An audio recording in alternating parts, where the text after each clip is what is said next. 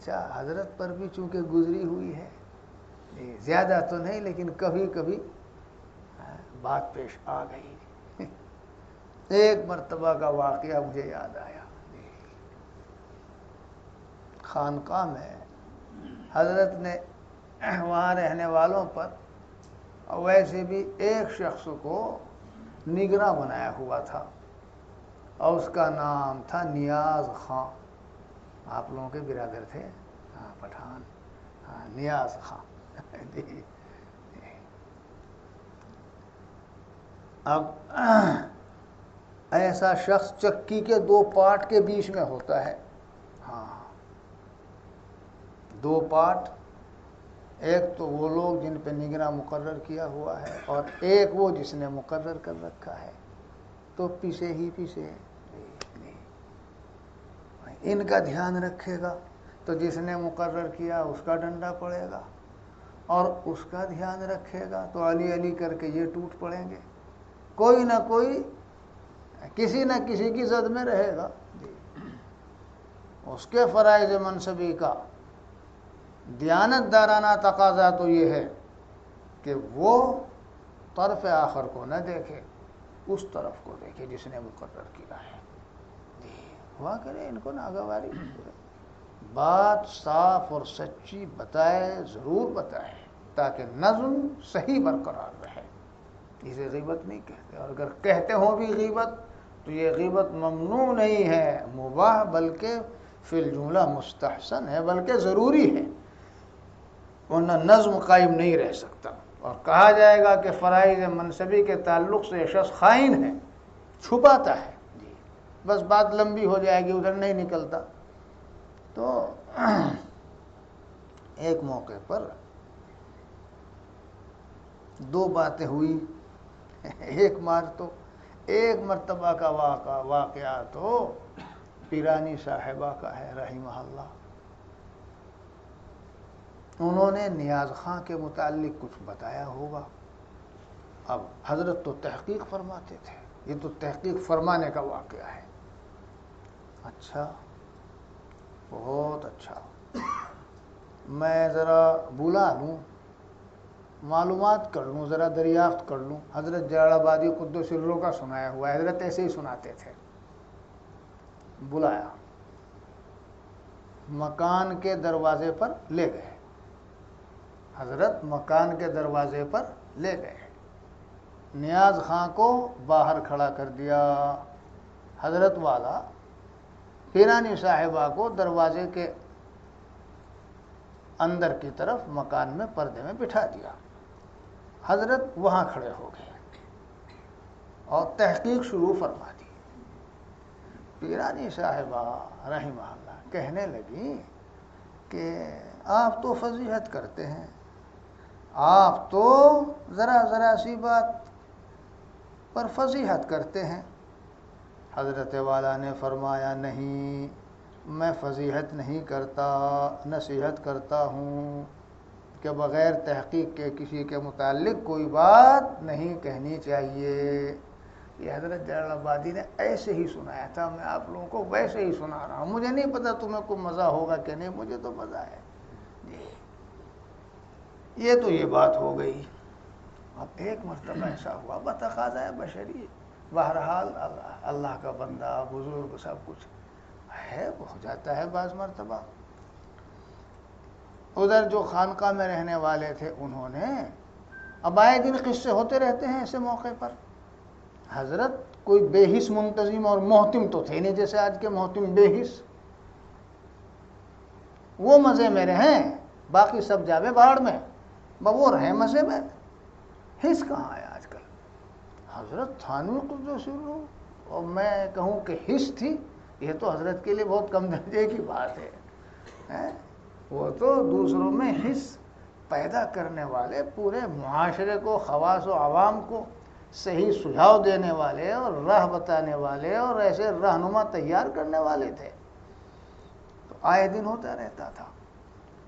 نیاز خانے کسی کے جیسے طلبہ، اگر طلبہ کے اوپر کوئی دارالقامہ کا نگراں مقرر کر دیا جائے تو کبھی تو نگراں بتائے گا طلبہ کی، اس سے زیادہ طلبہ بتائیں گے جھوٹی سچی، جھوٹی سچی، ہاں بڑا مسئلہ ہوتا ہے۔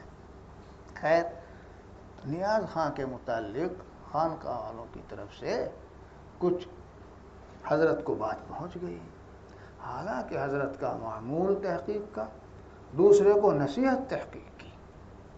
جب حضرت جلال آبادی قدس الروح میرا تقرر فرما رہے تھے تو مجھے 2-3 نصیحتیں فرمائی تھی، ان میں من جملہ ان کے ایک یہ بھی تھی، اور بھائی جان سے کہہ دینا کہ اگر میرے متعلق آپ کو کوئی بات معلوم ہو تو ذرا تحقیق فرما لیجئے گا، مجھے کیا پتہ حضرت کیوں فرما رہے نصیحت، وہ تو جب میں وہاں رہ پڑا اور رہا تب اس کی معنویت و افادیت اور ضرورت سمجھ میں آئی، تو مجھے بھی فرمایا حضرت تھانوی قدس الروح تو نے تو اب تربیت ایسی فرمائی، سب کی تحقیق فرماتے۔ اب اس موقع پر کیا صورتحال ہوگی، بہرحال شکایت کی بنیاد پر حضرت نے نیاز خان کو بلایا، اور بلانے کے بعد میں اس شکایت کی بنیاد پر حضرت نے بات فرمانی شروع کر دی، اس سے پہلے کہ ان سے استفسار فرما لیتے، تحقیق کر لیتے۔ اور حضرت ہم نے حضرت والا شاہردوی قدس الروح کو دیکھا کہ تحقیق کا انداز کیا، تحریر بھی دیکھی حضرت کی اور زبانی بھی۔ تحریر میں لکھتے تھے کہ کسی ذریعے سے آپ کے متعلق یہ معلوم ہوا ہے، اس لیے دریافت طلب ہے کہ اس کی کیا حقیقت ہے، مطلع فرمائے۔ اور ویسے بلاتے تب بھی تحقیق فرماتے، حضرت نے ایسا نہیں کیا اور ان سے کچھ فرما دیا۔ اب نیاز خان حضرت کے نک چڑھے تھے اور سر چڑھے تھے، اور آخر خان تھے اور پٹھان تھے، انہیں بھی ہو گیا تغیر۔ یوں کہیں حضرت سے کہیں نیاز خان، حضرت اللہ سے ڈرو، اللہ سے جھوٹ نہ بولو، اللہ سے ڈرو، اللہ سے جھوٹ نہ بولو۔ دیکھو تو اس شخص کا جگر گردہ آخر پٹھان تھا، تو ہو گیا ہوگا کچھ، ہاں وہ اور کچھ نہیں کہتا ہے، 2 پٹھان بیٹھے، ہاں یوں کہیں۔ اور حضرت کی دیکھو، حضرت کو ایک دم تنبہ ہوا، اور استغفر اللہ استغفر اللہ استغفر اللہ، اور یہ فرماتے ہوئے اٹھ کے چلے گئے۔ اور حضرت کو اس دن احساس ہوا، اوہو آج میں نے بغیر تحقیق کے نیاز خان کو کچھ تنبیہ کر دی، غالباً اس کے بعد پھر تحقیق فرمائی ہوگی، کچھ ڈانٹا نہیں اسے۔ وہ جو کچھ بھی حضرت کی سختی تھی، خفگی تھی، غصہ تھا، اپنی ذات کے لیے نہیں تھا، جو دوسروں پر آئے دن کرتے رہتے تھے وہ دوسروں کی اصلاح کے لیے تھا۔ اگر حضرت کا نفس مرا ہوا نہ ہوتا اور اندر سے ٹوٹے اور مٹے ہوئے نہ ہوتے تو نیاز خان کی خیریت تھی۔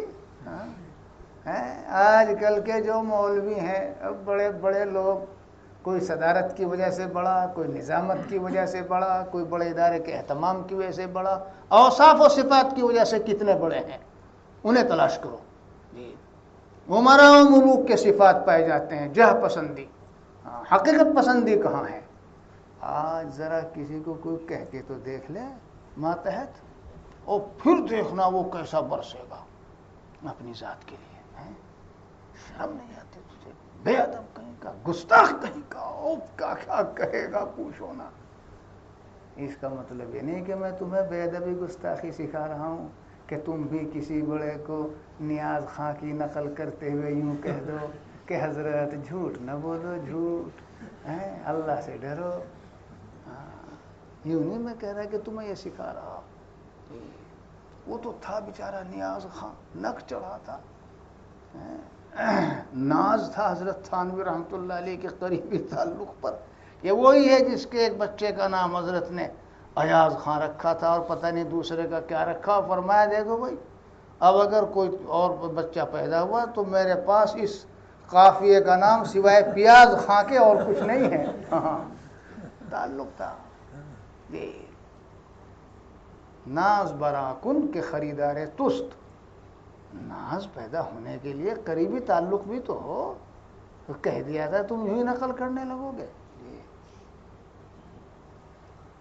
ایسے تھے حضرت نے اس وقت وہ تغیر جو ہوا اور اس پر پھر اس کو نیاز خان کو تھوڑا کہہ دیا، فرما دیا. تو یہ جو حضرت فرما رہے ہیں تو بھائی سب کے سامنے ہے، سبھی کے لیے ہے.